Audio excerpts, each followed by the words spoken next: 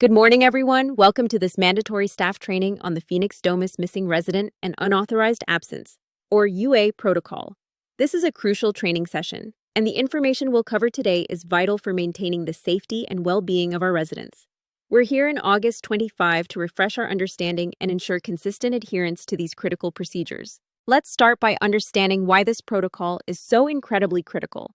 Our absolute highest priority at Phoenix Domus is resident safety. This protocol isn't just a guideline, it's one of the most important safety procedures we have in place. Failure to follow it, even in part, carries serious consequences across the board. For the resident, an unauthorized absence puts them at immediate risk. This could mean a relapse, a medical emergency, or other significant harm. Our quick and effective response can literally be their lifeline in these situations. For the facility, non-compliance with this protocol is a major violation of DDAP regulations and our payer contracts. It puts our license to operate at significant risk. And finally, for you, as staff members, adherence to this policy is a core job requirement. Non-compliance will result in corrective action. The stakes are high for everyone involved. Before we dive into the steps, let's clarify two key definitions that are central to this protocol. First, unauthorized absence, or UA. This refers to a resident who has not returned from an approved community pass at their scheduled time. They were expected back, and they are not here. Second, missing resident. This is a resident whose whereabouts are completely unknown and who is not on an approved pass. This also includes a resident who has been on UA status for a designated period and we have been unable to contact them. Understanding this distinction is important as the protocol progresses.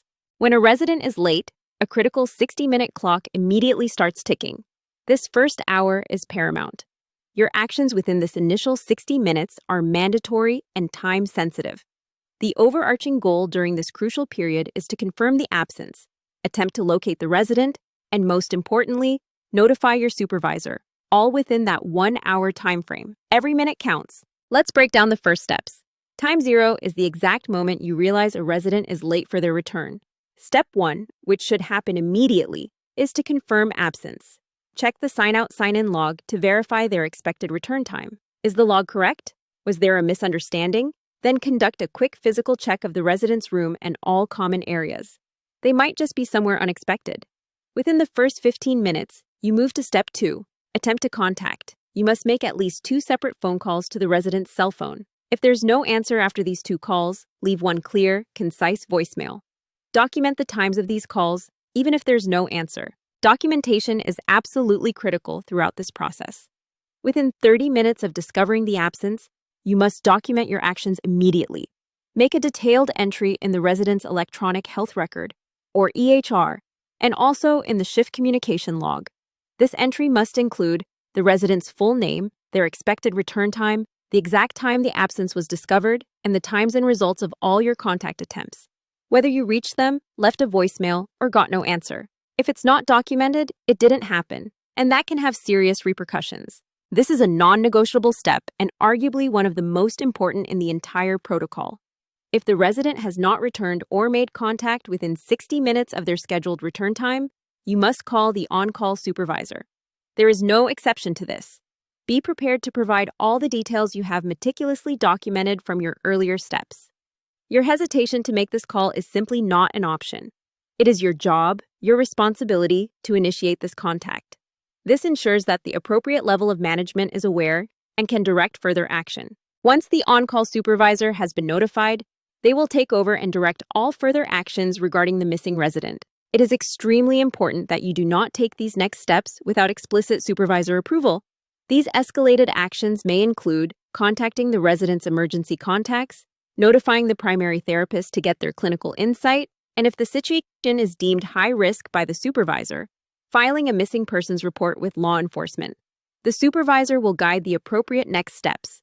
Now, let's discuss what happens when a resident returns after being on UA status. There are 4 immediate steps. First, an immediate assessment. You must collect a urine sample for drug screening.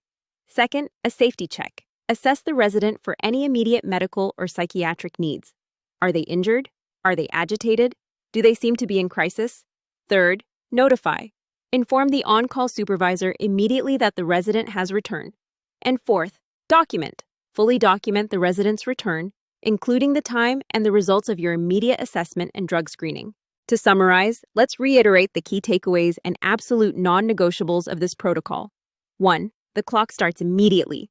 That 60-minute countdown begins the very moment you realize the resident is late. 2. 2 calls are required. 1 phone call is simply not enough to attempt contact. 3. The supervisor call is mandatory.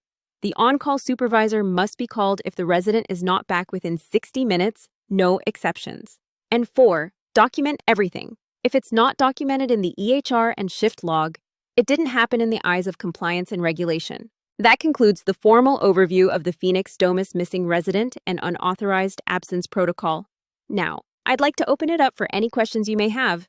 Come up with 2 questions that you have about any of the information covered in these slides and bring them with you to the all-staff meeting in August. After that, we'll walk through a few common scenarios to ensure we're all on the same page and understand how to apply this protocol in real-life situations. Thank you.